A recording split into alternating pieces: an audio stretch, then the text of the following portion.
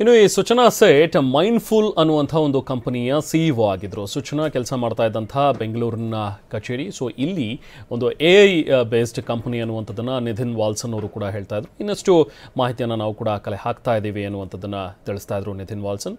So ಅದು ತನ್ನ ಪುಟ್ಟ ಮಗು 4 ವರ್ಷದ ಮಗುವನ್ನು ಕೊಂದು ಆ ಮಗುವನ್ನು ಸೂಟ್ ಕೇಸ್ನಲ್ಲಿ ಹಾಕಿ ಆ ಶವವನ್ನು ಸಾಗಿಸ್ತಾ ಇದ್ದಾಗಲೇ ರೆಡ್ ಹ್ಯಾಂಡ್ ಆಗಿ ಈಗ ಆಕೆಯನ್ನು ಹಿಡಿದಿದ್ದಾರೆ. ಈಗ ಕಾರಣ ಏನು ಅನ್ನುವಂಥದ್ದನ್ನು ಹುಡುಕ್ತಾ ಹೋದಾಗ ಮೇಲ್ನೋಟಕ್ಕೆ ಸಿಕ್ಕಿರುವಂಥ ಒಂದು ಕಾರಣ ಅಂತ ಹೇಳಿದ್ರೆ, ಮಗುವನ್ನು ತಂದೆಗೆ ಮೀಟ್ ಮಾಡಿಸಬಾರ್ದು, ತನ್ನ ಮಾಜಿ ಪತಿ ಬಂದು ತನ್ನ ಮಗುವನ್ನು ಮೀಟ್ ಮಾಡಬಾರ್ದು ಅನ್ನೋ ಒಂದು ಕಾರಣಕ್ಕೆ ಈಕೆ ಕೊಂದಿದ್ದಾಳೆ ಅನ್ನುವಂಥದ್ದು ಪ್ರಾಥಮಿಕ ಮಾಹಿತಿಯಿಂದ ಸಿಕ್ಕಿರುವಂಥ ವಿಚಾರ.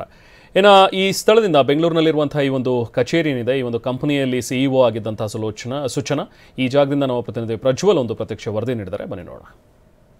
ನನ್ನ ಹೆತ್ತ ಮಗುವನ್ನು ಗೋವಾದ ಹೋಟೆಲ್ನ ರೂಮ್ ಒಂದರಲ್ಲಿ ಕೊಲೆ ಮಾಡಿ ಆ ಮಗುವಿನ ಮೃತದೇಹವನ್ನು ಸೂಟ್ ಕೇಸ್ನಲ್ಲಿ ಹಾಕೊಂಡು ಬೆಂಗಳೂರಿನ ಕಡೆಗೆ ಕ್ಯಾಬ್ನಲ್ಲಿ ಬರ್ತಿದ್ದಂಥ ಸಂದರ್ಭದಲ್ಲಿ ಗೋವಾ ಪೊಲೀಸರು ಮತ್ತು ಕರ್ನಾಟಕದ ಚಿತ್ರದುರ್ಗ ಪೊಲೀಸರು ಇಂಟರ್ಸೆಪ್ಟ್ ಮಾಡಿ ಗೋವಾದ ಐಮಂಗಲ ಪೊಲೀಸ್ ಠಾಣಾ ವ್ಯಾಪ್ತಿಯಲ್ಲಿ ಮಹಿಳೆಯವರನ್ನು ವಶಕ್ಕೆ ಪಡ್ಕೊಂಡಿದ್ದಾರೆ. ಮಹಿಳೆಯನ್ನು ಸೂಚನಾ ಶೇಠ್ ಅಂತ ಹೇಳಿ ಈಕೆಯನ್ನು ಗುರುತಿಸಲಾಗಿದೆ.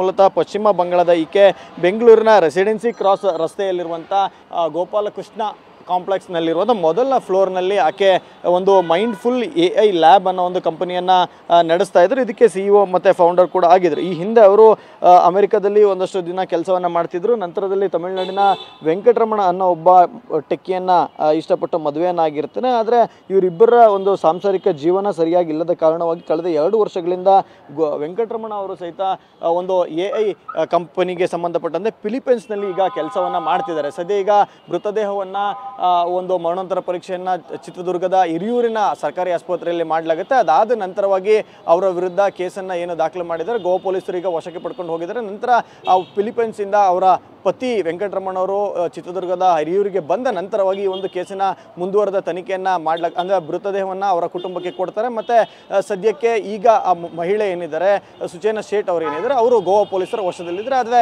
ಇಲ್ಲಿ ಅವರು ಕೆಲಸ ಮಾಡ್ತಿದ್ದಂಥ ಕಂಪನಿ ಏನಿದೆ ಅದು ಯಥಾ ಪ್ರಕಾರವಾಗಿ ಕೆಲಸವನ್ನು ಮಾಡಲಾಗ್ತದೆ. ಕ್ಯಾಮ್ರಾ ಪರ್ಸನ್ ಬಸವರಾಜು ಜೊತೆ ಪ್ರಜ್ವಲ್, TV9 ಬೆಂಗಳೂರು. ಇನ್ನು ಈ ಹಂತಕ್ಕೆ ಸೂಚನಾ ಖತರ್ನಾಕ್ ಐಡಿಯಾವನ್ನು ಮಾಡಿದ್ಲು. ಆ ಒಂದು ಐಡಿಯಾ ಕೂಡ ಈಗ ಬಯಲಾಗಿದೆ. ಹಂತಕ್ಕೆ ಸೂಚನಾ ಮಾಡಿದ್ದಂಥ ಒಂದು ಖತರ್ನಾಕ್ ಪ್ಲಾನ್ ಈಗ ಬಯಲಾಗಿದೆ. ವಿಳಾಸ ತಪ್ಪಾಗಿ ನೀಡಿ ಈಕೆ ಕಳ್ಳಾಟ ಆಡಿದ್ಲು ಅನ್ನುವಂಥದ್ದು ಈಗ ಪೊಲೀಸರು ಕೊಟ್ಟಿರುವಂತಹ ಮಾಹಿತಿ. ಹೋಟೆಲ್ ಸಿಬ್ಬಂದಿ ಮಗು ಬಗ್ಗೆ ಕೇಳಿದಾಗ ಸುಳ್ಳು ಮಾಹಿತಿಯನ್ನು ನೀಡಿದ್ಲಂತೆ.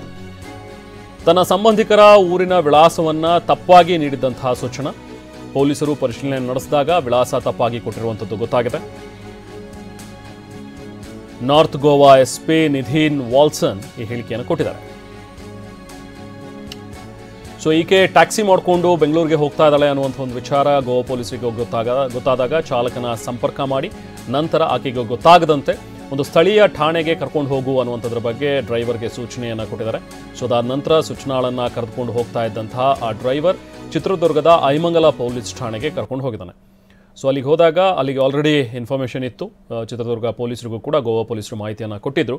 ಈ ಥರ ಒಂದು ಟ್ಯಾಕ್ಸಿ ಮಾಡಿಕೊಂಡು ಒಬ್ಬ ಲೇಡಿ ಬರ್ತಾ ಇದ್ದಾಳೆ, ಆಕೆಯನ್ನು ಅರೆಸ್ಟ್ ಮಾಡಿ ಅಂಥೇಳಿ. ಕೊನೆಗೆ ಐಮಂಗಲ ಠಾಣೆ ಪೊಲೀಸರು ಆಕೆಯನ್ನು ವಶಕ್ಕೆ ಪಡೆದು ಕಾರಿನ ಡಿಕ್ಕಿಯನ್ನು ಚೆಕ್ ಮಾಡಿದಾಗ ಅಲ್ಲೊಂದು ಸೂಟ್ ಕೇಸ್ ಇತ್ತು. ಆ ಸೂಟ್ ಕೇಸ್ನಲ್ಲಿ ಮಗುವಿನ ಶವ ಇರುವಂಥದ್ದು ಗೊತ್ತಾಯಿತು. ಹೀಗೆ ಈಕೆ ಸಿಕ್ಕಾಕೊಂಡಿದ್ದಾಳೆ. ಮೊದಲು ರಾತ್ರಿ ಚೆಕ್ ಇನ್ ಮಾಡುವಾಗ ಮಗುವಿನ ಜೊತೆಗೆ ಈಕೆ ಬಂದು ಚೆಕ್ ಇನ್ ಮಾಡಿದ್ಲು. ಬಟ್ ಹೊರಗಡೆ ಹೋಗುವಾಗ ಬರೀ ಒಂದು ಸೂಟ್ ಕೇಸನ್ನು ತೆಗೆದುಕೊಂಡು ಈಕೆ ಹೋಗ್ತಾ ಇದ್ಲು. ಆಗ ಕೇಳಿದಾಗ ಇಲ್ಲ, ರಾತ್ರಿನೇ ಬಂದು ನಮ್ಮ ಸಂಬಂಧಿಕರು ಯಾರೋ ಕರ್ಕೊಂಡು ಹೋದ್ರು ಮಗುವನ್ನು ಅನ್ನುವಂಥದ್ರ ಬಗ್ಗೆ ಕಥೆಯನ್ನು ಕಟ್ಟಿದ್ಲಂತೆ. ಜೊತೆಗೆ ಫ್ಲೈಟ್ನಲ್ಲೇ ಹೋಗ್ಬೋದಲ್ಲ ಬೆಂಗಳೂರಿಗೆ, ಯಾಕೆ ಇಷ್ಟೊಂದು ರಿಸ್ಕ್ ಮಾಡಿಕೊಂಡು ಟ್ಯಾಕ್ಸಿಲಿ ಹೋಗ್ತಾ ಇದ್ರಿ ಅಂದಿದ್ದಕ್ಕೆ ಇಲ್ಲ ನನಗೆ ಟ್ಯಾಕ್ಸಿನೇ ಬೇಕು, ಟ್ಯಾಕ್ಸಿ ಬುಕ್ ಮಾಡಿಕೊಡಿ ಅಂತ ಹೇಳಿ ಹೋಟೆಲ್ನಿಂದನೇ ಒಂದು ಸರ್ವಿಸ್ ಅಪಾರ್ಟ್ಮೆಂಟ್ ಏನಿದೆ ಅಲ್ಲಿಂದ ರಿಸೆಪ್ಷನ್ನಿಂದಲೇ ಈ ಟ್ಯಾಕ್ಸಿಯನ್ನು ಈಕೆ ಬುಕ್ ಮಾಡಿಸಿದ್ಲು.